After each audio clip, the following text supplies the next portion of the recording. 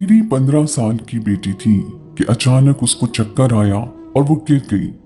मैं उसे लेके डॉक्टर के पास गई। डॉक्टर उसे चेकअप के लिए कमरे में ले गए और 1 घंटे के बाद वापस आए तो डॉक्टर कहने लगा, आपकी बेटी के पेट में रिसौली है, उसका 1 महीने बाद ऑपरेशन करना पड़ेगा।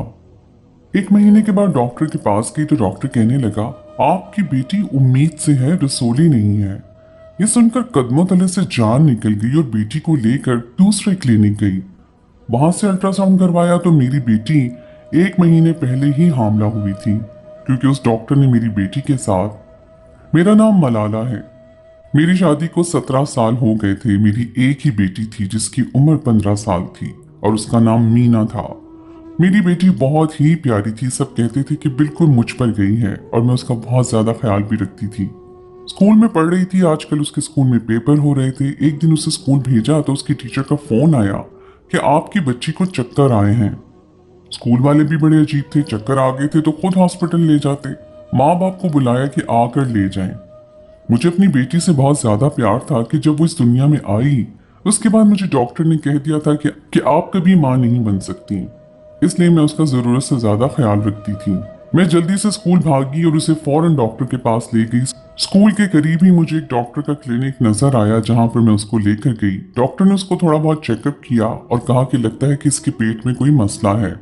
डॉक्टर ने कहा कि अल्ट्रासाउंड करना पड़ेगा, आप पर्ची बनवा कर लाएं, उसके बाद अल्ट्रासाउंड होगा और आप इधर ही बैठे। मैंने कहा कि मुझे अंदर जाने दो, मैं बहुत ज्यादा घबराई हुई थी। तो डॉक्टर ने कहा कि आप अंदर नहीं जा सकती, अल्ट्रासाउंड होगा, उसके बाद आपकी बच्ची आपको वापस कर दी जाएगी और फिर रिपोर्ट देखकर मैं बताऊंगा कि हुआ क्या है। इतनी छोटी बच्ची अचानक से बेहोश हो गई और होश नहीं आ रहा तो जरूर कोई ना कोई बड़ा मसला होगा। आप दुआ करें। मैं तो बहुत ज्यादा परेशान हो गई थी। मेरा शौहर भी शहर से बाहर गया हुआ था और उसका फोन तो सुबह से बंद था। मैं बहुत ज्यादा परेशान हो गई। 1 घंटे के बाद मैं डॉक्टर के पास गई तो उसने बताया कि आपकी बेटी को होश आ गया है और थोड़ी देर के बाद रिपोर्ट आ जाएगी, फिर आपको अंदर बुला लिया जाएगा। मेरी बेटी को होश आ गया था लेकिन अभी भी उसकी हालत अच्छी नहीं थी। मैंने अस्पताल से उसे जूस लेकर पिलाया और पूछा। उसने कहा कि मुझे बैठे बैठे ही चक्कर आ गए थे, मैं तो पढ़ाई कर रही थी। मैंने कहा कि चलो कोई बात नहीं, कभी कभी हो जाता है। डॉक्टर के पास जब रिपोर्ट आ गई तो डॉक्टर ने हमें अंदर बुलाया और सब कुछ बताया। डॉक्टर ने कहा कि आपकी बेटी के पेट में छोटी सी रसौली है। मैं ये सुनकर हैरान रह गई कि मेरी बेटी के पेट में रसौली है। डॉक्टर ने कहा कि मैंने तो सुना था कि रसौली सिर्फ शादीशुदा औरतों या उम्र रसीदा औरतों में होती है। डॉक्टर ने कहा कि आजकल तो कुछ भी हो जाता है, आप परेशान नहीं हो। बीमारी उम्र देख के थोड़ी आती है। कुछ बीमारियां ऐसी हैं जो कुछ लोगों में, कुछ ज्यादा कम लोगों में होती हैं, लेकिन वो हतमी नताइज नहीं है। आपकी बेटी के पेट में छोटी सी रसौली है। मैंने कहा कि अब क्या किया जाए तो उसने कहा कि 1 महीने तक दवाइयां खिलाएं, खुद ही ठीक हो जाएगी। अगर नहीं ठीक हुई तो फिर छोटा सा ऑपरेशन करना पड़ेगा, लेकिन निहायत ही माइनर ऑपरेशन होगा, ज्यादा तकलीफ भी नहीं होगी। मैं तो बड़ी परेशान हो गई कि मेरी बेटी के पेट में रसौली बन गई है और अगर ठीक नहीं हुई तो ऑपरेशन करना पड़ेगा। डॉक्टर ने कहा कि मैं 1 महीने तक दवाइयां खिलाऊंगी। उसने कहा कि सब कुछ ठीक हो जाएगा। डॉक्टर ने कहा कि ये आपकी बेटी बहुत प्यारी है, अल्लाह इसके नसीब अच्छे करे। अगर कोई डॉक्टर किसी छोटी बच्ची की तारीफ करता है तो बुरा नहीं लगता, क्योंकि छोटे बच्चे सबको अच्छे लगते हैं। लेकिन मेरी 15 साल बेटी की वो तारीफ कर रहा था। खैर, मैंने कहा कि कोई बात नहीं, शायद ये सब कुछ नॉर्मल। वैसे मेरी बेटी बहुत ज्यादा प्यारी थी भी। बेटी को मैं घर ले आई तो उसकी तबीयत और भी खराब हो गई। कहने लगी कि मेरी टांगों में बहुत दर्द हो रहा है और कमर में भी। डॉक्टर ने कहा था कि इसे रसौली की वजह से टांगों और कमर में थोड़ा बहुत दर्द हो सकता है, दिल भी मतलाने लगेगा और कुछ खाने को भी दिल भी नहीं करेगा। ये सब कुछ रसौली की वजह से होगा, इसलिए आपने परेशान नहीं होना, बस दवाइयां जारी रखनी है, अल्लाह खैर करेगा। मैं बेटी को लेकर आई। शौहर ने बताया तो उसने कहा कि भाई आजकल तो कुछ भी हो जाता है, कोई बात नहीं, इसका ख्याल करो। स्कूल गई। मीना की टीचर को भी समझाया कि अगर इसकी तबीयत खराब हो तो मुझे बताइएगा, क्योंकि इसकी तबीयत कुछ ठीक नहीं है। पेपर होने वाले थे इसलिए उसको छुट्टी नहीं करवा सकती थी। इस बीच में मुझे पता चला कि मेरी बहन की बेटी के साथ कोई मसला है और वो उस बात को छुपा रही है। मुझे ये बात मोहल्ले की एक औरत ने बताई। उसने कहा कि तुम्हारी बहन अपनी बेटी को लेकर सुबह कहीं जा रही थी और उसकी हालत बहुत ज्यादा खराब थी। मैंने कहा कि मुझे तो पता नहीं है, एक ही मोहल्ले में रहते हैं, फिर भी ऐसी कोई बात उसने नहीं बताई। और गुड़िया की तबीयत खराब थी तो कम से कम मुझे तो बता देती। बहन की बेटी का नाम सारा था, लेकिन हम प्यार से उसे गुड़िया कहते थे। उसकी उम्र भी मेरी बेटी जितनी ही थी। मेरी बेटी उससे 1 साल बड़ी थी शायद। मैंने सोचा कि चलो एक ही मोहल्ले में रहते हैं, कौन सा इतना दूर है, चली जाती हूँ, वरना कहेगी कि बेटी की तबीयत खराब थी तो पूछने नहीं आई। लेकिन जब मैं गई तो बहन ने कहा कि मेरी बेटी की तबीयत इसलिए खराब थी कि उसका पेट खराब था। अल्लाह का शुक्र है अब ठीक ठाक है। तुम्हें किसने कह दिया?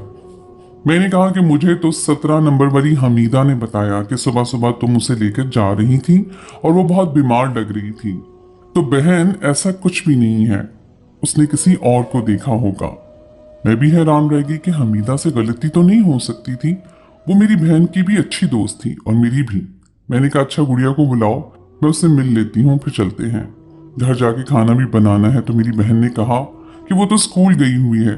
मैंने कहा इतवार के दिन भी बच्चे को स्कूल भेजती हो तुम? तो वो घबरा सी गई और उसने कहा कि नहीं, वो स्कूल नहीं गई है, ट्यूशन पढ़ने गई है, आजकल नंबर अच्छे नहीं ला रही थी इसलिए। मैंने कहा अच्छा ठीक है। पता नहीं क्यों मेरी बहन घबरा रही थी। थोड़ी देर के बाद गुड़िया की आवाज आई। वो अपनी माँ को पुकार रही थी और आवाज से बहुत बीमार लग रही थी। लेकिन मेरी बहन ने ऐसे बात घुमा दी कि जैसे उसने भी नहीं आवाज सुनी और मैंने भी नहीं। कहने लगी कि अच्छा ठीक है तुम जाओ, मुझे भी देर हो रही है, आपके भाई को अगर खाना देर से मिले तो बहुत ज्यादा नाराज होते हैं, तुम जाकर खाना बना लो, मैंने भी खाना बनाना है। मैंने कहा गुड़िया की आवाज आई थी। तो कहने लगी कि बाहर से आई होगी, पता नहीं मेरी बहन इतनी अजीब तरीके से क्यों पेश आ रही थी। अगर गुड़िया घर में ही थी तो उसने मुझसे मिलने क्यों नहीं दिया, और अगर उसकी तबीयत खराब थी तो मुझे बता क्यों नहीं रही थी। लगता है मेरी बहन ने कोई चक्कर चलाया था, कोई ऐसी बात थी वो किसी को बताना नहीं चाहती थी कि सारी जिंदगी उसने मेरे साथ मुकाबले लगाए थे। उसका शौहर बहुत ज्यादा अमीर था, खूबसूरत भी था। मेरा शौहर ज्यादा अमीर नहीं था, गवर्नमेंट की नौकरी करता था। हर बार मुझे ताने देती थी कि तुम कितनी प्यारी थी, फिर तुम्हारी दफा अम्मी अब्बू की आंखों पर लगता है पट्टी बंधी थी, कैसे इंसान से तुम्हारी शादी करवा दी। उसका शौहर तो शादी के 4-5 साल बाहर के मुल्क में रहा था, वहीं से आया फिर यहाँ अपना कारोबार शुरू किया। उसकी बाहर की कमाई थी। बहुत दिल जलाती थी मेरी बहन मेरा। खैर अल्लाह ने उसको पहली औलाद बेटा दी थी और मुझे बेटी। उसके बाद मैं फिर से मां ना बन सकी, इस बात पर भी उसने मुझे ताने दिए जो मैंने चुपचाप सुना। सोचा था कि उसकी बेटी की तबीयत खराब है तो मैं उसे मिलने चली आई, लेकिन उसने मेरे साथ कितना अजीब रवैया रखा। हमीदा को भी मैंने ये बात बताई तो फिर 2 हफ्ते बाद हमीदा ने मुझे ऐसी बात बताई कि मैं हैरान रह गई।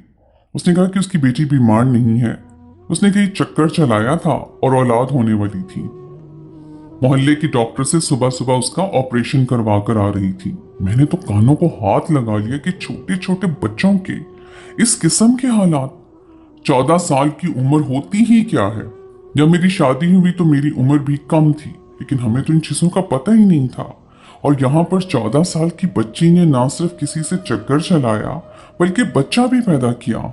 और जब माँ को पता चला तो माँ ने उसका अबॉर्शन करवा दिया और फिर दुनिया भर से झूठ भी बोल रही है। उस दिन उसकी बेटी घर पर ही थी और बीमार थी, शायद बहुत ज्यादा तबीयत खराब थी, क्योंकि अबॉर्शन के बाद औरत की तबीयत ठीक नहीं रहती। मुझे उससे मिलने नहीं दिया कि मैं कहीं मामले की तह तक न पहुंच जाऊं। मेरी बहन ने सारी जिंदगी मुझ पर कीचड़ उछाला था, वो भी बिला वजह, ऐसी बातों के लिए जो कि किसी के साथ भी हो सकती थी। अगर मेरा शौहर बदसूरत था तो ये तो एक नॉर्मल बात थी। खूबसूरत मर्द तो वैसे भी बहुत कम होते हैं। उसकी कमाई कम थी तो आजकल किसकी कमाई अच्छी होती है? हलाल की कमाई से तो सिर्फ 2 वक्त की रोटी ही खाई जा सकती है। अगर अल्लाह ने मुझे बेटी दी और उसके बाद मैं बांझ हो गई तो इसमें भी अल्लाह की कोई मसलहत थी।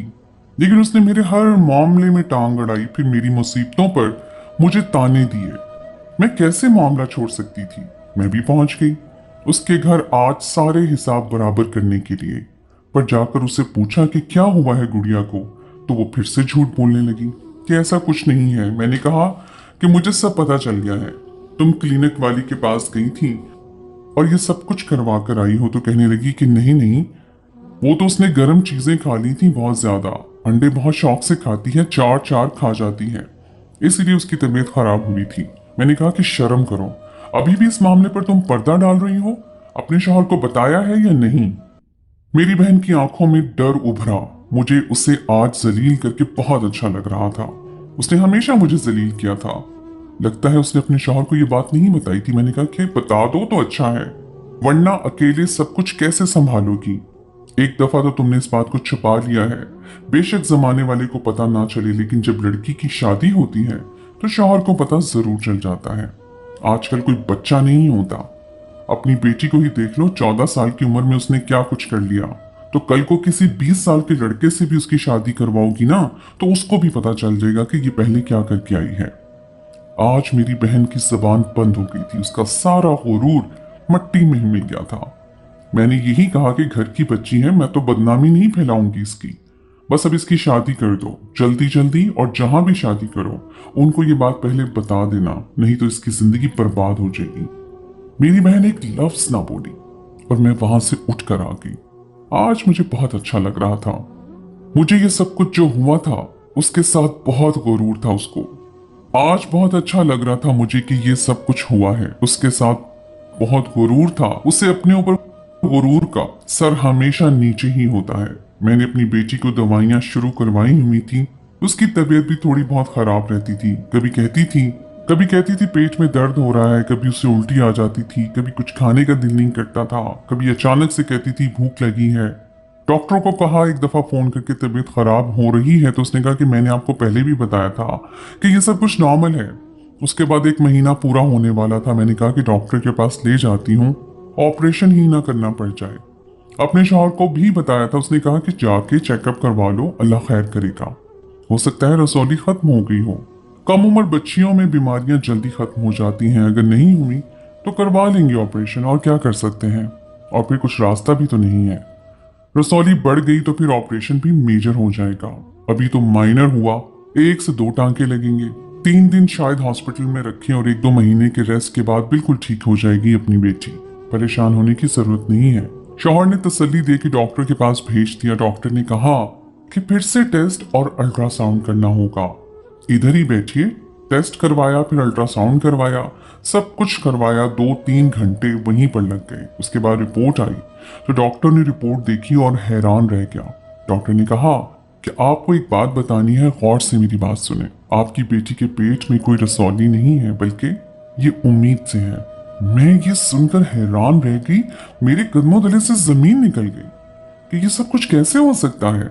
डॉक्टर ने कहा कि इस टाइम भी शायद गलती हुई थी, क्योंकि बहुत ही शुरू के दिन थे। वो रसौली नहीं थी, आपकी बेटी उम्मीद से है और इस बात में कोई शक नहीं है। मैंने कहा लेकिन डॉक्टर साहब, इसकी शादी भी नहीं हुई है। डॉक्टर ने कहा कि मुझे पता है, लेकिन आजकल तो ये सब कुछ हो रहा है, आपको अपनी बच्ची पर नजर रखनी चाहिए थी। मैंने उसको कहा कि तुम झूठ बोल रहे हो, तुम्हारा तो कुछ पता ही नहीं चलता। मुझे डॉक्टर पे गुस्सा आ गया था। डॉक्टर ने पहले ये क्यों कहा था कि रसौली है? अगर उसे टाइम मुझे बता देता तो तब तक शायद मामला ठीक हो जाता। मैंने कहा तुम डॉक्टर नहीं हो, लगता है तुमने अपनी पढ़ाई पूरी नहीं की है और झूठ के डॉक्टर बनकर यहाँ बैठे हो। तुम्हें तो मैं पुलिस के हवाले करवाऊंगी। डॉक्टर काफी डर गया और मैं अपनी बेटी को लेकर दूसरे डॉक्टर के पास चली गई। इस दफा मैं लेडी डॉक्टर के पास गई और उसको सारा मामला बताया। उसने बताया कि हम अभी अल्ट्रासाउंड करते हैं, उसमें सब कुछ नजर आ जाएगा और दूध का दूध और पानी का पानी हो जाएगा, आप फिक्र ना करें। उस अल्ट्रासाउंड में भी बहुत ज्यादा वक्त लगा, लेकिन डॉक्टर ने क्योंकि मुझे देख लिया था कि मैं बहुत ज्यादा परेशान हूँ, इसलिए उसने मुझे भी अंदर खड़े होने दिया। वैसे तो ऐसा नहीं करते थे, लेकिन उसने मेरी बात मान ली और मैं भी अंदर ही मौजूद थी। उसके बाद डॉक्टर ने मुझे अपने पास बुलाया और उसने कहा कि देखिए, आपकी बेटी वाकई हामला है, लेकिन इसका पहला महीना है और इस डॉक्टर के अल्ट्रासाउंड के मुताबिक वो तारीख भी आ चुकी है जिस दिन ये सब कुछ हुआ होगा। जब डॉक्टर ने वो तारीख दिखाई तो मैं हैरान हो गई, क्योंकि ये तो वही दिन था जब मैं अपनी बेटी को डॉक्टर के पास लेकर गई थी। डॉक्टर की दी हुई पर्ची के ऊपर तारीख लिखी हुई थी। यानी जब मैं अपनी बेटी को डॉक्टर के पास लेकर गई, वो उसी वक्त उम्मीद से नहीं थी, बल्कि वो उसी दिन हामला हुई थी। ये सुनकर तो मेरे रगों में खून जमने लगा। इसका मतलब कि ये सब कुछ उसी डॉक्टर ने किया है जो मेरी बेटी का अल्ट्रासाउंड करने के बहाने अंदर ले गया था। वहां पर मुझे खड़े भी नहीं होने दिया था और 1 घंटे के बाद वापस आया था। मैंने डॉक्टर को सब कुछ बताया और वो दवाइयां भी दिखाई जो उसे दी थी। तो डॉक्टर ने अपना सर पकड़ लिया। उसने कहा कि ये दवाइयां उसने जो आपको दी हैं ये हमल गिराने की हैं। शायद उसे पता था कि हमल ना हो जाए, इसीलिए उसने हमल गिराने की दवाई भी साथ दे दी थी। और उसने सख्त ताकीद भी की थी कि 1 महीने तक दवाइयां खिलानी है, क्योंकि 1 महीने तक यही दवाइयां खिलाने से हमल गिर सकता था। लेकिन इस तरह की दवाइयां 100% रिजल्ट लेकर नहीं आती। लोगों के तो कभी कभी अबॉर्शन भी फेल हो जाते हैं। आपकी बच्ची पर दवाइयों ने असर नहीं किया है। इसमें मेरी बेटी का कोई कसूर नहीं था, क्योंकि ये सब कुछ डॉक्टर की वजह से हुआ था। मेरी बेटी के पेट में कभी कोई रसौली थी ही नहीं। उसने बहाना करके मेरी बेटी के साथ बदफेली की थी और उसकी जिंदगी बर्बाद करने की कोशिश की थी। मैंने कहा अपनी बेटी से कि जो कुछ भी हुआ है सारी बातों में से कोई भी बात अपने बाबा या किसी और को ना बताना। मैं वापस उस डॉक्टर के पास गई तो वो वहां पर नहीं था। कंपाउंडर ने मुझे बताया कि डॉक्टर साहब घर गए हैं। मैं वहीं पर इंतजार करने लगी कि कभी तो वापस आएगा, लेकिन वो वापस नहीं आ रहा था। और जब वापस आया और मैंने उसे कहा कि तुमने ये सब कुछ किया है, तो कहने लगा क्या हो गया बीबी, अपनी बदकिरदार बेटी का गुनाह मेरे मत्थे क्यों लगा रही हो? क्या सबूत है तुम्हारे पास? वो बुरी बुरी बातें करने लगा। आसपास के दुकानों वाले और लोग मतवज्जो होने लगे। ये तो वही बात थी कि कीचड़ में पत्थर मारो तो कीचड़ आपके कपड़ों पर ही गिरता है। मैं कभी भी ये साबित नहीं कर सकती थी, और वो मेरी बेटी पर मजीद बातें करता तो ये मामला बहुत आगे बढ़ जाता। मैं वापस लेडी डॉक्टर के पास गई और मैंने कहा कि आप ही कुछ करें। उसने कहा कि पहला महीना है, कुछ किया जा सकता है, लेकिन आपकी बेटी की जान को खतरा हो सकता है। मुझे ये बात अपने शौहर को बतानी पड़ी। मेरे शौहर ने कहा कि मैं उस आदमी को जान से मार डालूंगा। लेकिन जब हम दोबारा वहां गए तो उसका क्लिनिक वहां से शिफ्ट हो चुका था। वो कहाँ गया कोई नहीं जानता। शौहर को ना बताती तो फिर मामले को संभाल नहीं पाती थी। शौहर भी बेबस हो गया था। मुझे ही कहने लगा कि तुम्हें देखना चाहिए था, आजकल हालात ठीक नहीं है, आइंदा बेटी को किसी के साथ भी अकेला नहीं छोड़ना। ये मामला तो हल हो गया और किसी को इस बारे में कानो कान खबर भी नहीं हुई, क्योंकि मेरे शौहर ने मेरा साथ दिया था। लेकिन एक दिन मैं अपनी बहन के घर वापस गई और उसने मुझे कहा कि आज क्यों आई हो, फिर मेरा दिल जलाने आई हो। उस दिन जो बड़ी बड़ी बातें करके गई थी वो कम नहीं थी क्या, जो आज दोबारा आ गई हो? मैंने उसकी बेटी के बारे में बहुत बातें की थी, इसलिए शायद मेरे साथ भी यही सब कुछ हुआ था। लेकिन फिर भी मैंने उसे कुछ भी नहीं बताया कि क्या हुआ था। लेकिन मैंने उससे माफी मांगी अपने रवैये के लिए। मैंने कहा कि मुझे माफ कर दो, मुझे ऐसा नहीं करना चाहिए था। तुम्हारी बेटी मेरी भी तो बेटी थी। लेकिन पता नहीं मुझे क्या हो गया था, मुझे गुस्सा आ गया था। मेरी बहन ने मुझे फौरन माफ कर दिया और उसने कहा कोई बात नहीं, ऐसा हो जाता है, तुम तो मेरी बहन हो, कोई गैर तो नहीं हो। मैं समझ सकती हूँ, बस यही दुआ है अल्लाह सबकी बेटियों की इज्जत महफूज रखे। बेटियों की इज्जत तो बहुत कीमती होती है। मेरी बहन ने मुझे माफ कर दिया तो मेरा भी दिल हल्का हो गया। मैंने अल्लाह से माफी मांगी और अपनी बेटी को उसके बाद से बहुत संभाल के रखने लगी। फिर मेरी बहन ने अपने बेटे के लिए मेरी बेटी का रिश्ता मांग लिया और मैंने फौरन हाँ कर दी। जब मेरी बेटी 17 साल की हुई तो हमने मंगनी कर दी और जब 19 साल की हुई तो निकाह कर दिया। वो अपने घर में खुशी से रह रही है और मेरी बहन भी उससे बहुत मोहब्बत करती है। मेरा बेटा होता तो मैं अपनी बहन की बेटी से उसकी शादी करवा देती, लेकिन जो किस्मत को मंजूर। उस बच्ची के लिए भी दुआ करती हूँ कि अल्लाह उसके नसीब अच्छे करे। अभी तक उसकी शादी नहीं हुई है। पता नहीं वो बदकिरदार इंसान इस वक्त कहाँ होगा और क्या कर रहा होगा जिसने मेरी बेटी के साथ ये सब कुछ किया था। हम उसे दोबारा तलाश नहीं कर पाए, मगर आसपास के लोगों ने बताया कि वो डॉक्टर नहीं बल्कि नीम हकीम था और सारा मोहल्ला उसकी तबीयत के बारे में जानता था कि वो अच्छा इंसान नहीं है। मुझे क्या पता था मेरी बेटी की तबीयत खराब थी। मैं तो हड़बड़ी में उसके पास ले गई थी। अल्लाह ऐसे लोगों को उनका इंजाम जरूर दिखाता है।